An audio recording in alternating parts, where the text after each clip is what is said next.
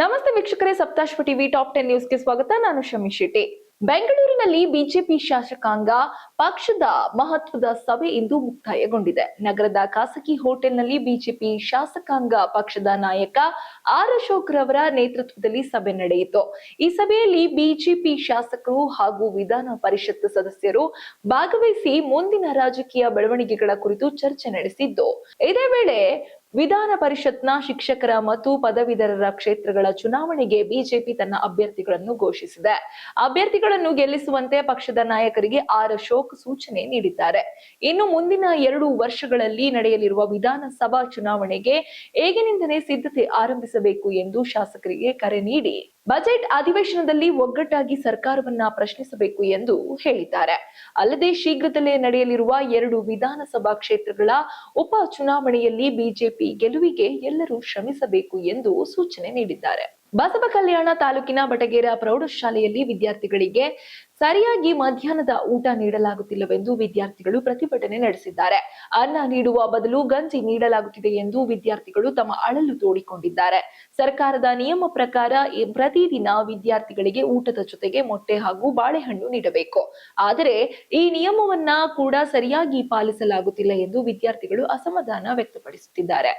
ಅದಲ್ಲದೆ ಶಾಲೆಯ ಮುಖ್ಯ ಶಿಕ್ಷಕಿ ಪ್ರತಿದಿನ ಶಾಲೆಗೆ ಬರುವುದಿಲ್ಲ. ಆದ್ದರಿಂದ ಈ ಸಮಸ್ಯೆಗಳು ಉಂಟಾಗಿವೆ ಎಂದು ವಿದ್ಯಾರ್ಥಿಗಳು ಆರೋಪಿಸಿದ್ದು, ಮಕ್ಕಳಿಗೆ ನೀಡಬೇಕಾದ ಪೌಷ್ಟಿಕ ಆಹಾರ ಸರಿಯಾಗಿ ತಲುಪುತ್ತಿದೆಯೋ ಇಲ್ಲವೇ ಎಂಬ ಪ್ರಶ್ನೆ ಇದೀಗ ಪೋಷಕರಲ್ಲಿ ಗೊಂದಲ ಮೂಡಿಸಿದೆ. ಇನ್ನು ವಿಧಾನ ಪರಿಷತ್ ಚುನಾವಣೆಗೆ ಬಿಜೆಪಿ ತನ್ನ ಅಭ್ಯರ್ಥಿಗಳನ್ನು ಅಧಿಕೃತವಾಗಿ ಘೋಷಿಸಿದೆ. 3 ಕ್ಷೇತ್ರಗಳಿಗೆ ಬಿಜೆಪಿ ಟಿಕೆಟ್ ನೀಡಿದ್ದು, ಈಶಾನ್ಯ ಶಿಕ್ಷಕರ ಕ್ಷೇತ್ರಕ್ಕೆ ಶಶೀಲ್ ನಮೋಶರನ್ನು ಅಭ್ಯರ್ಥಿಯಾಗಿ ಘೋಷಿಸಲಾಗಿದೆ. ಪಶ್ಚಿಮ ಪದವೀಧರ ಕ್ಷೇತ್ರಕ್ಕೆ ಎಸ್.ವಿ. ಸಂಕನೂರು ಅವರನ್ನು ಕೂಡ ಕಣಕ್ಕಿಳಿಸಲಾಗಿದ್ದು, ಆಗ್ನೇಯ ಪದವೀಧರರ ಕ್ಷೇತ್ರಕ್ಕೆ ಕೆ.ಎಂ. ಸುರೇಶ್ ಅವರಿಗೆ ಟಿಕೆಟ್ ನೀಡಲಾಗಿದೆ. ಈ ಮೂಲಕ 3 ಪ್ರಮುಖ ಕ್ಷೇತ್ರಗಳಿಗೆ ಬಿಜೆಪಿ ಅಭ್ಯರ್ಥಿಗಳನ್ನು ಘೋಷಿಸಿದ್ದು, ಚುನಾವಣಾ ಕಣಕ್ಕೆ ಅಧಿಕೃತವಾಗಿ ಇಳಿಸಿದೆ. ಆದರೆ ಬೆಂಗಳೂರು ಶಿಕ್ಷಕರ ಕ್ಷೇತ್ರಕ್ಕೆ ಇನ್ನೂ ಬಿಜೆಪಿ ಅಭ್ಯರ್ಥಿಯನ್ನು ಘೋಷಿಸಿಲ್ಲ. ಎನ್ಡಿಎ ಮೈತ್ರಿ ಸಮೀಕರಣದ ಹಿನ್ನೆಲೆಯಲ್ಲಿ ಈ ಕ್ಷೇತ್ರವನ್ನ ಜೆಡಿಎಸ್ಗೆ ಬಿಟ್ಟುಕೊಟ್ಟಿದೆ ಎಂದು ತಿಳಿದು ಬಂದಿದೆ. ಇದರಿಂದ ವಿಧಾನ ಪರಿಷತ್ ಚುನಾವಣೆಯಲ್ಲಿ ಬಿಜೆಪಿ ಜೆಡಿಎಸ್ ಮೈತ್ರಿ ತಂತ್ರ ಹೇಗಿರಲಿದೆ ಎಂಬುದರ ಬಗ್ಗೆ ರಾಜಕೀಯ ವಲಯದಲ್ಲಿ ಚರ್ಚೆಗಳು ಜೋರಾಗಿವೆ. ಇನ್ನು ಭಾರತದಲ್ಲಿ ಚೀತಾಗಳ ಸಂಖ್ಯೆ ಇದೀಗ ಗಣನೀಯವಾಗಿ ಹೆಚ್ಚಾಗಿದೆ. ದೇಶದಲ್ಲಿ ಚೀತಾಗಳ ಒಟ್ಟು ಸಂಖ್ಯೆ ಈಗ ಬರೋಬ್ಬರಿ 53ಕ್ಕೆ ಏರಿಕೆಯಾಗಿದೆ. ನಮೀಬಿಯಾದಿಂದ ಭಾರತಕ್ಕೆ ತರಲಾಗಿದ್ದ ಜ್ವಾಲಾ ಎಂಬ ಚೀತಾ 5 ಮರಿಗಳಿಗೆ ಜನ್ಮ ನೀಡಿದ್ದು, ಇದರೊಂದಿಗೆ ಚೀತಾ ಸಂತತಿ ಮತ್ತಷ್ಟು ಹೆಚ್ಚಾಗಿದೆ. ಈ ಬೆಳವಣಿಗೆಯಿಂದ ಭಾರತದಲ್ಲೇ ಹುಟ್ಟಿದ ಚೀತಾಗಳ ಸಂಖ್ಯೆ ಈಗ 33ಕ್ಕೆ ಏರಿಕೆಯಾಗಿದ್ದು, ಹಲವು ದಶಕಗಳ ಬಳಿಕ ಭಾರತದಲ್ಲಿ ಮತ್ತೆ ಚೀತಾಗಳನ್ನು ಪುನರುತ್ಥಾನಗೊಳಿಸುವ ಪ್ರಯತ್ನಕ್ಕೆ ಇದು ದೊಡ್ಡ ಯಶಸ್ಸು ಎಂದು ಹೇಳಲಾಗುತ್ತಿದೆ. ಈ ಕುರಿತು ಮಾಹಿತಿ ನೀಡಿದ ಕೇಂದ್ರದ ಪರಿಸರ ಖಾತೆ ಸಚಿವ ಭೂಪೇಂದ್ರ ಯಾದವ್, ಭಾರತದಲ್ಲಿ ಚೀತಾ ಸಂತತಿಯನ್ನು ಬೆಳೆಸುವ ಯೋಜನೆ ಯಶಸ್ವಿಯಾಗಿದೆ ಎಂದು ತಿಳಿಸಿದ್ದಾರೆ. ಈ ಮೂಲಕ ದೇಶದಲ್ಲಿ ವನ್ಯಜೀವಿ ಸಂರಕ್ಷಣೆಯತ್ತ ಮತ್ತೊಂದು ಮಹತ್ವದ ಹೆಜ್ಜೆ ಇಡಲಾಗಿದೆ.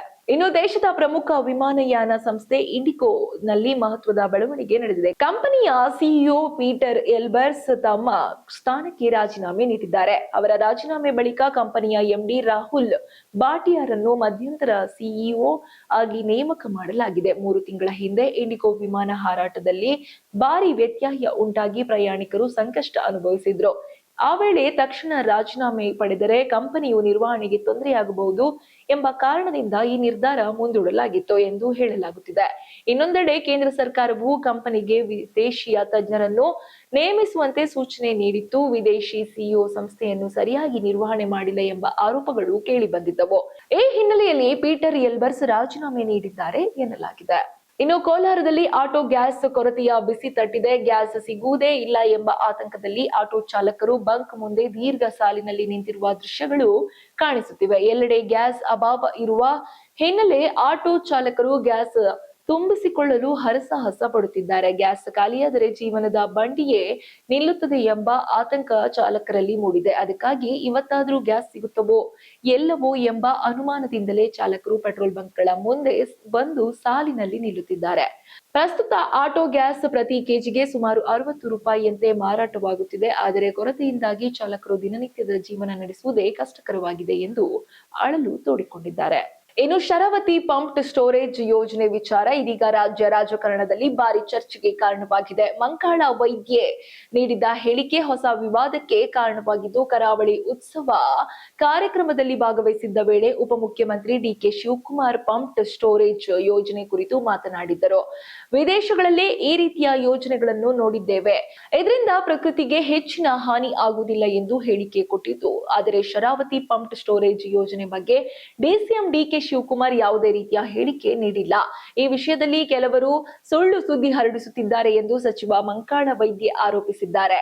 ಇನ್ನು ಮಧ್ಯಪ್ರಾಚ್ಯದಲ್ಲಿ ಯುದ್ಧದ ಉದ್ವಿಗ್ನತೆ ಮತ್ತಷ್ಟು ತೀವ್ರಗೊಂಡಿದೆ. ಇರಾನ್ ವಿರುದ್ಧದ ಯುನೈಟೆಡ್ ಸ್ಟೇಟ್ಸ್ ಅಂಡ್ ಇಸ್ರೇಲ್ ಜಂಟಿ ಯುದ್ಧ ಇದೀಗ 12ನೇ ದಿನಕ್ಕೆ ಕಾಲಿಟ್ಟಿದೆ. ಇದರ ನಡುವೆ ಇರಾನ್ ತನ್ನ ಪ್ರತೀಕಾರದ ದಾಳಿಯನ್ನು ಇನ್ನಷ್ಟು ತೀವ್ರಗೊಳಿಸಿದೆ. ಇಸ್ರೇಲ್ ರಾಜಧಾನಿಯಾದ ಟೇಲ್ ಅವೀವ್ ಮೇಲೆ ಇರಾನ್ ಪವರ್ಫುಲ್ ಮಿಸೈಲ್ ದಾಳಿ ನಡೆಸಿದೆ. ಸುಮಾರು 1000 ಟನ್ ವಾರ್ ಹೆಡ್ ಹೊಂದಿರುವ ಕ್ಷಿಪಣಿಗಳನ್ನು ಹಾರಿಸಿದ ಪರಿಣಾಮ ಇಸ್ರೇಲ್ನ ಹಲವು ಪ್ರದೇಶಗಳಲ್ಲಿ ಸರಣಿ ಸ್ಫೋಟಗಳು ಸಂಭವಿಸಿದೆ ಎಂದು ವರದಿಗಳು ಬಂದಿವೆ. ಇನ್ನು ಭಯಾನಕ ದೃಶ್ಯವೆಂದರೆ ಇಸ್ರೇಲ್ನೊಬ್ಬ ಪತ್ರಕರ್ತ ವರದಿ ಮಾಡುತ್ತಿರುವಾಗಲೇ ಅವರ ತಲೆಯ ಮೇಲಿಂದ ಕ್ಷಿಪಣಿಗಳು ಹಾರಿ ಹೋಗುತ್ತಿರುವ ದೃಶ್ಯಗಳು ಕ್ಯಾಮೆರಾದಲ್ಲಿ ಸೆರೆಯಾಗಿವೆ. ಈ ವಿಡಿಯೋಗಳು ಇದೀಗ ಸಾಮಾಜಿಕ ಜಾಲತಾಣಗಳಲ್ಲಿ ಭಾರಿ ವೈರಲ್ ಆಗಿದ್ದು, ಮಧ್ಯಪ್ರಾಚ್ಯದ ಯುದ್ಧ ಪರಿಸ್ಥಿತಿ ಎಷ್ಟು ಗಂಭೀರವಾಗಿದೆ ಎಂಬುದನ್ನು ತೋರಿಸುತ್ತಿದೆ. ಇರಾನ್ ವಿರುದ್ಧ ಇಸ್ರೇಲ್ ಮತ್ತು ಅಮೆರಿಕ ಸೇನೆ ನಡೆಸುತ್ತಿರುವ ದಾಳಿ ದಿನದಿಂದ ದಿನಕ್ಕೆ ತೀವ್ರಗೊಳ್ಳುತ್ತಿದೆ. ಇದರ ಬೆನ್ನಲ್ಲೇ ದಕ್ಷಿಣ ಇರಾನ್ನ ಕೆರ್ಮಾನ್ ವಿಮಾನ ನಿಲ್ದಾಣದಿಂದ ಕಪ್ಪು ಹೊಗೆ ಗೋಚರಿಸಿದೆ. ಇನ್ನು ವಿಮಾನ ನಿಲ್ದಾಣದಲ್ಲಿ ಅಪಾರ ಪ್ರಮಾಣದ ಹಾನಿ ಉಂಟಾಗಿದೆ.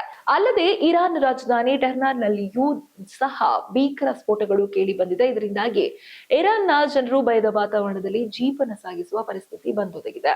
ಇನ್ನು ಇರಾನ್ ಇಸ್ರೇಲ್ ಯುದ್ಧದಿಂದ ದುಬೈಯಲ್ಲಿ ಸಿಲುಕಿದ್ದ ಖ್ಯಾತ ತಮಿಳು ನಟ ಅಜಿತ್ ಕುಮಾರ್ ಕೊನೆಗೂ ಭಾರತಕ್ಕೆ ಮರಳಿದ್ದಾರೆ.